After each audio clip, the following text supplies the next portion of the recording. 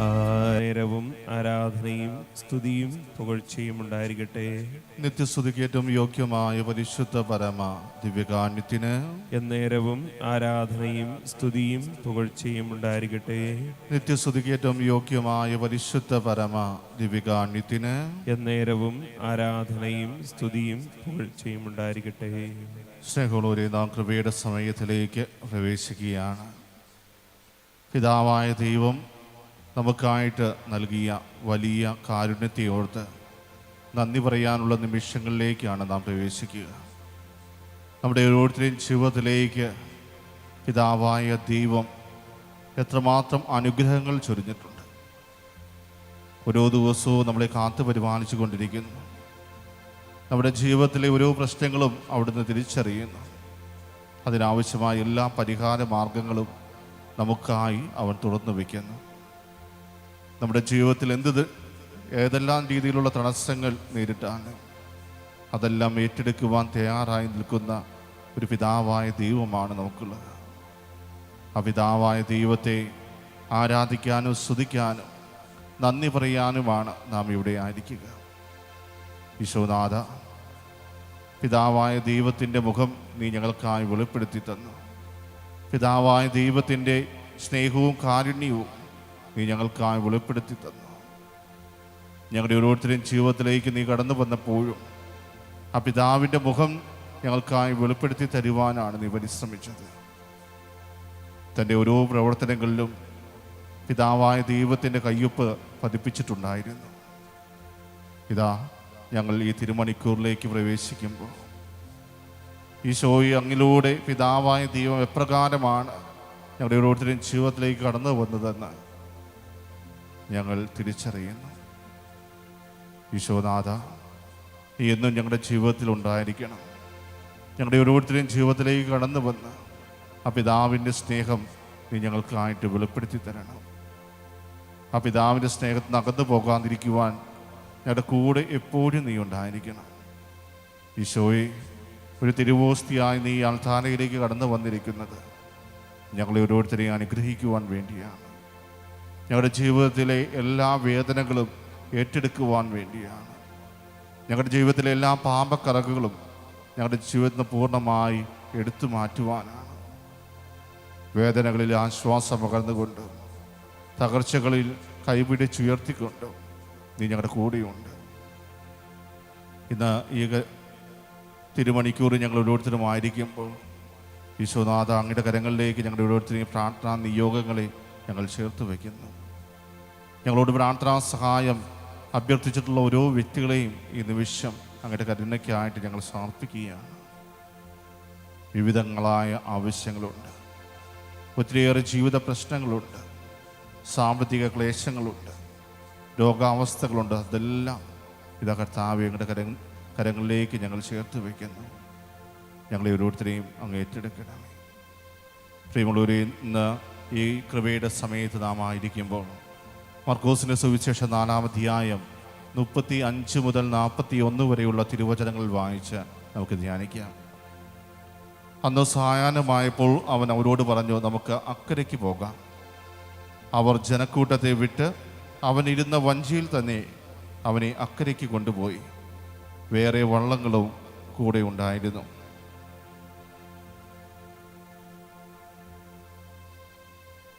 അപ്പോൾ ഒരു വലിയ കൊടുങ്കാറ്റുണ്ടായി. തിരമാലകൾ വഞ്ചിയിലേക്ക് ആഞ്ഞടിച്ചു കയറി. വഞ്ചിയിൽ വെള്ളം നിറഞ്ഞുകൊണ്ടിരുന്നു. യേശു അമരത്തെ തലയണ വെച്ച് ഉറങ്ങുകയായിരുന്നു. അവർ അവനെ വിളിച്ചുണർത്തി പറഞ്ഞു, ഗുരു, ഞങ്ങൾ നശിക്കാൻ പോകുന്നു. നീ അത് ഗൗനിക്കുന്നില്ലേ? അവൻ ഉണർന്ന് കാറ്റിനെ ശ്വാസിച്ചുകൊണ്ട് കടലിനോട് പറഞ്ഞു, അടങ്ങുക, ശാന്തമാവുക. കാറ്റ് ശമിച്ചു, പ്രശാന്തത ഉണ്ടായി. അവൻ അവരോട് ചോദിച്ചു, നിങ്ങൾ ഭയപ്പെടുന്നതെന്ത്? നിങ്ങൾക്ക് വിശ്വാസമില്ലേ? അവർ അത്യധികം ഭയന്ന് പരസ്പരം പറഞ്ഞു, ഇവൻ ആരാണ്?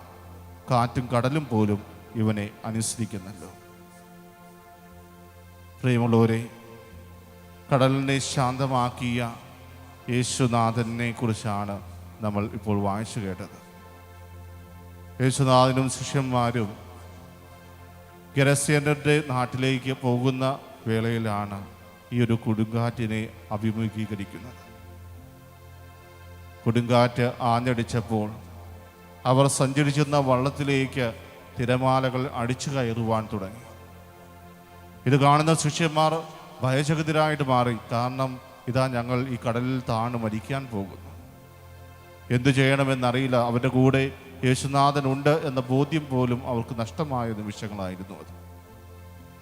ഇന്നത്തെ ഈ വായനയിൽ വളരെ കൃത്യമായിട്ട് പറയുന്നുണ്ട്, യേശുനാഥൻ അമരത്ത് തലയിണ വെച്ച് ഉറങ്ങുന്നുണ്ട്.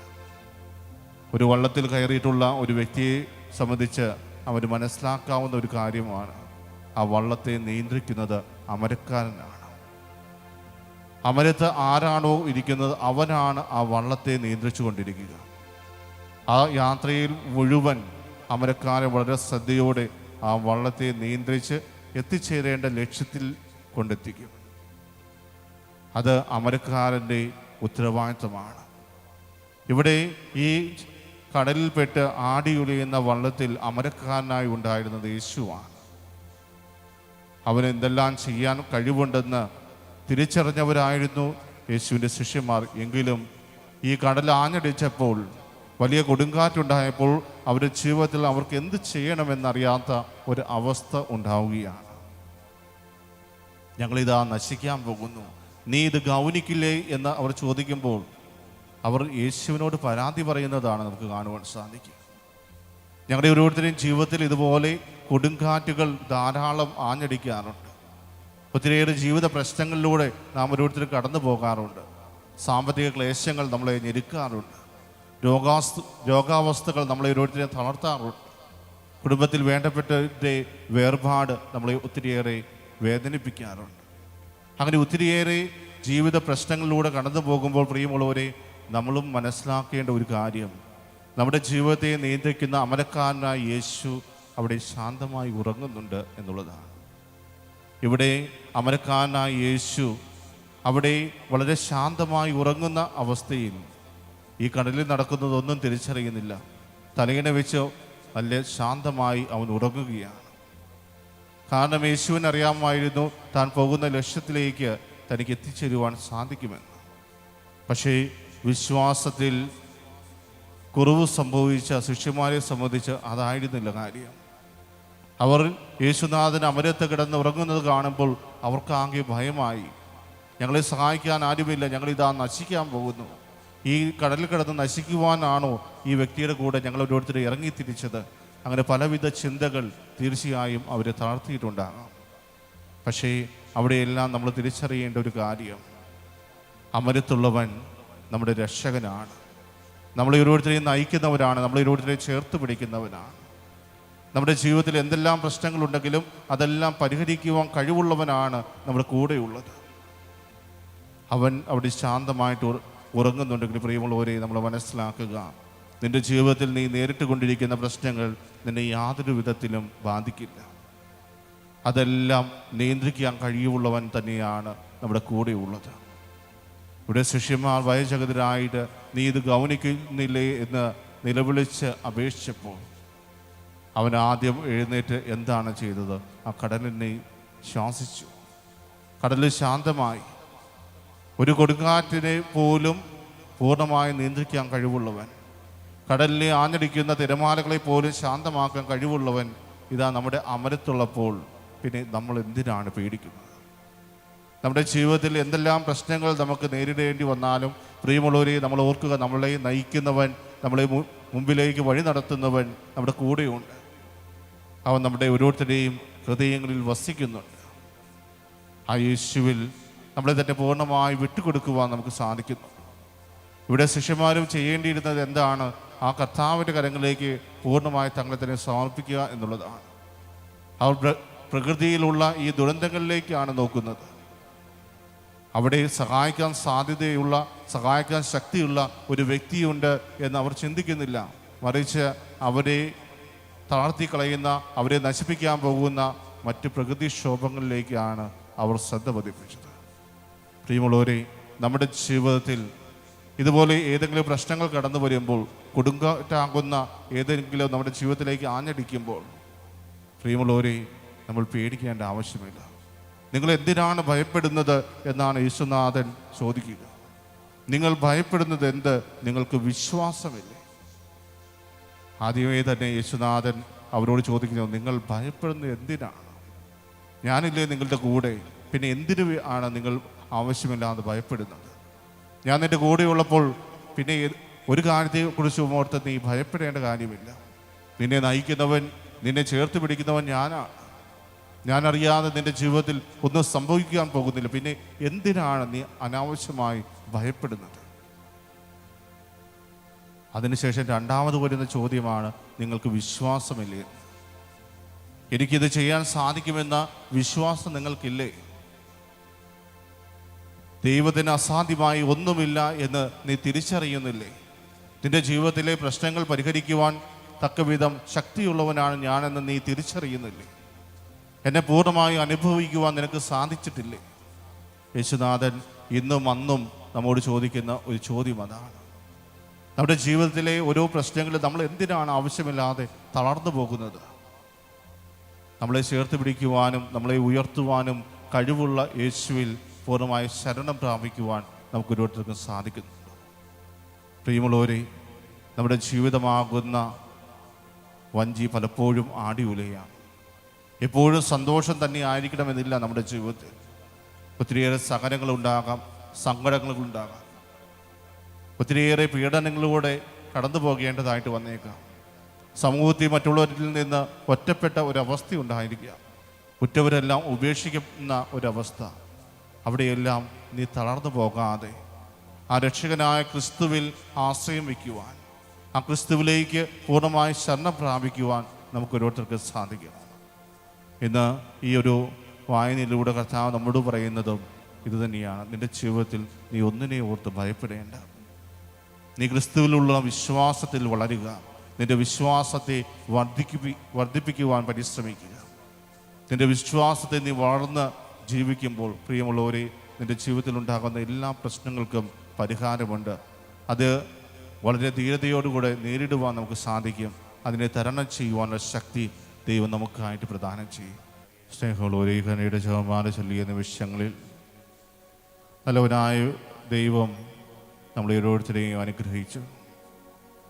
അവിടുത്തെ വലിയ കാരുണ്യം നമ്മുടെ ഓരോരുത്തരെയും ജീവിതത്തിലേക്ക് അവിടുന്ന് ചൊരിച്ചു. ആ കരുണാമയനായ ദൈവത്തിന് നമുക്ക് നന്ദി അർപ്പിക്കാം.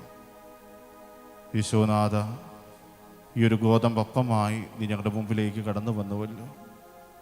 ഓരോ ദിവസവും ദിവ്യകാന്യമായി നീ ഞങ്ങളുടെ ഓരോരുത്തരുടെയും ഉള്ളിലേക്ക് കടന്നു വരുന്നുണ്ട്. ഞങ്ങളുടെ ഓരോരുത്തരുടെയും ഹൃദയങ്ങളിലേക്ക് നീ കടന്നു വന്ന് വാസമുറപ്പിക്കുന്നുണ്ട്. എങ്കിലും ഈശോയെ, അങ്ങേ വേദനിപ്പിക്കുന്ന ഒത്തിരിയേറെ കാര്യങ്ങൾ ഞങ്ങളുടെ ഓരോരുത്തരും ജീവിതത്തിൽ സംഭവിച്ചിട്ടുണ്ട്. ഇതാ അങ്ങയുടെ സന്നിധിയിലായിരിക്കുന്ന ഞങ്ങൾ ഓരോരുത്തരും അങ്ങയോട് മാപ്പിരക്കുന്നു. ഞങ്ങളോട് പൂർണ്ണമായി ക്ഷമിച്ച് ഞങ്ങളെ ഓരോരുത്തരെയും അങ്ങ് അനുഗ്രഹിക്കണമേ. കടലിനെ ശാന്തമാക്കിയ യേശുനാഥ, ഞങ്ങളുടെ ജീവിതത്തിലും കൊടുങ്കാറ്റ് പോലെ ആഞ്ഞടിക്കുന്ന ഒത്തിരിയേറെ ജീവിത പ്രശ്നങ്ങളുണ്ട്, ഒത്തിരിയേറെ വേദനകളുണ്ട്, സഹനങ്ങളുണ്ട്, പീഡനങ്ങളുണ്ട്. കർത്താവേ, നീ അതെല്ലാം ഏറ്റെടുത്ത് ഞങ്ങളുടെ ജീവിതത്തെ അങ്ങ് ശാന്തമാക്കണമേ. യാതൊരു പ്രശ്നങ്ങളുമില്ലാതെ വളരെ ശാന്തതയോടുകൂടി നയിക്കുന്ന ഒരു ജീവിതം ഞങ്ങളുടെ ഓരോരുത്തരുടെയും സ്വപ്നമാണ്. ആ ഒരു സ്വപ്നത്തിലേക്ക് ഞങ്ങളെ ഓരോരുത്തരെയും അങ്ങ് അടുപ്പിക്കണമേ. പ്രിയമുള്ളവരെ, ഒരിക്കൽ കൂടി കർത്താവ് നമ്മുടെ ഓരോരുത്തരെയും ജീവിതത്തിലേക്ക് ചൊരിഞ്ഞിട്ടുള്ള എല്ലാ അനുഗ്രഹങ്ങളെയും കർത്താവിൻ്റെ കരങ്ങളിലേക്ക് സമർപ്പിച്ച് നമുക്ക് നന്ദി പറയാം. തുടർന്നും നമ്മുടെ ഓരോരുത്തരുടെയും ജീവിതത്തിൽ കർത്താവിൻ്റെ കൃപകളും വരങ്ങളും ധാരാളം വന്ന് നിറയുന്നതിന് വേണ്ടി പ്രാർത്ഥിച്ചുകൊണ്ട് അവിടുത്തെ ആശീർവാദം നമുക്ക് ഏറ്റുവാങ്ങാം.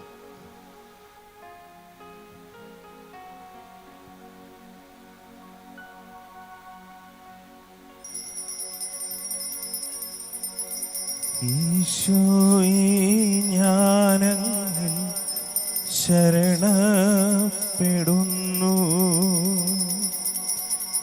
ഈശോയെ, ഞാനങ്ങിൽ ശരണപ്പെടുന്നു.